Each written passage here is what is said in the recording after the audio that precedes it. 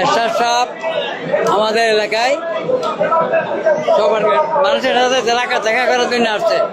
উনি উঠতে সরোয়ারকে এলাকায় থাকবে, উনি আসবে। তো মসজিদের নমাজ পড়ি, এরশাদ সাহেব নমাজ পড়েছে মসজিদে, আমার ছেলে সরোয়ার এরশাদ সাহেবের পিছের কাতারে, আমি এর উত্তর সাইডের কাতারে।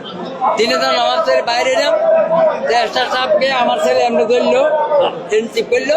তারপরে দোকানদার থেকে বলতে আসে লাইন ধরি, এরশাদ সাহেব আমাদেরকে সালাম দিয়েছে, নির্বাচন করবে ৮ আসন থেকে, আপনারা সবাই দোয়া করবেন।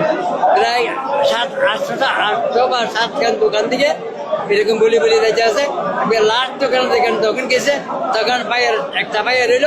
তারপরে সরোয়ার এরশাদ সাহেবকে আমি টেপ করলো, নাহলে এরশাদ সাহেব তো এখানে প্রথমে লাগতো। সরোয়ার বুকে সব গুলি এরশাদ সাহেব সাইডে চলে গেছে। এটা 2.5 টনের মতো গুলি এক জায়গায়।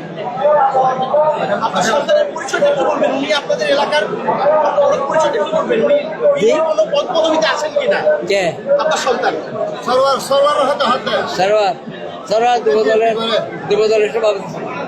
3 দিন আগে সাদ্দাত, বড় সাদ্দাত আমার ছেলেকে সরোয়ারকে বলছে তোমার সময় শেষ, যা খাবার আছে খেয়ে এলাম। রেহান কুর দিয়ে আমার ছেলেকে মারাইছে।